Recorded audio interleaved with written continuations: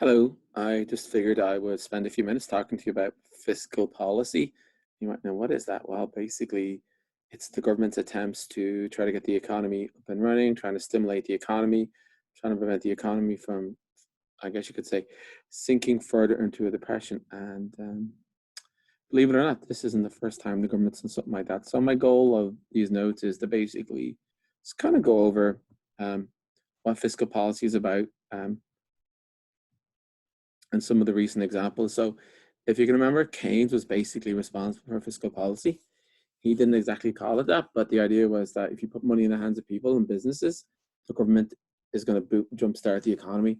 Now, the government's going to have to do it by paying people to do stuff, or in this case, cutting taxes and sending money to states. It's doing whatever it can, essentially.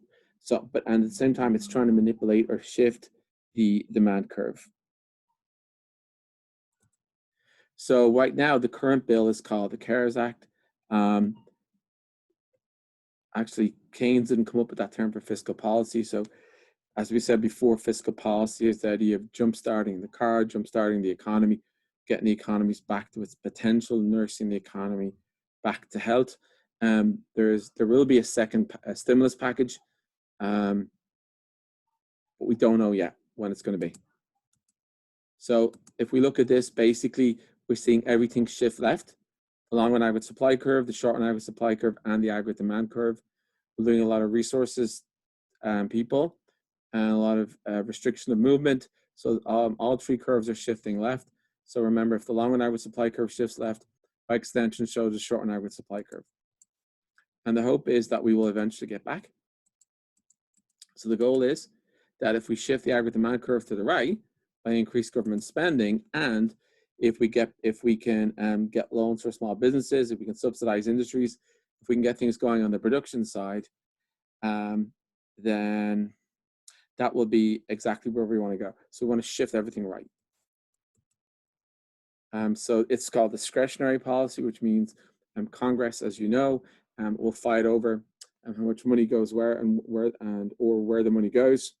It's not automatic, even though the economy needs fixing. You'll see a lot of debate over where it goes. Discretionary spending is sort of like spending money on food or gasoline. You can spend a lot or you can spend a few. And we want to get the economy back to its long run equilibrium output, or otherwise known as the economy's potential. Obviously, this was done years ago in 2009 by Obama. When Obama was president. The idea was back then we were going to fix the highways, fix the interstates, and that would provide spending. As you know, spending provides income, which provides jobs. This is a quick run through. In 2001, the economy was in trouble right around 9/11. In 2008, after the Great Recession, then we had Obama's stimulus package. 2017 was weird because the economy wasn't struggling, but Trump felt at the time that by cutting taxes, that the economy could grow even more and not risk inflation. So we have two types of fiscal policy. Expansionary policy is when the economy is on the downward portion of the roller coaster. It's in a recession. That's what the government is doing right now. Contractionary is if the economy is growing too hot, or if the economy has too much inflation. Right now, it's probably never ever have that. The Federal Reserve might focus on that more, but I don't think the federal government will. Now, if the government isn't fighting over the stimulus package, at least we can rely, if they are, at least we can rely on automatic stabilizers, which are unemployment benefits. So the idea is if you lose your job, it may take you forever to get the money, but you will, in theory, be able to get that money and then be able to pay your bills as you wait for the government to pass a bill. So remember, expansionary policy is used when we have a recessionary gap, and it's the gap between where we are and where we want to be. So we're essentially to the left of where we want to be. So we use transfer payments and we use tax cuts and so on. So this is what the government is trying to do right now. It's trying to shift the aggregate demand curve to the right. So hopefully this was a quick lesson. And fiscal policy, remember, is using tax cuts and using government spending. Thank you. And then later on, you'll find out what monetary policy is.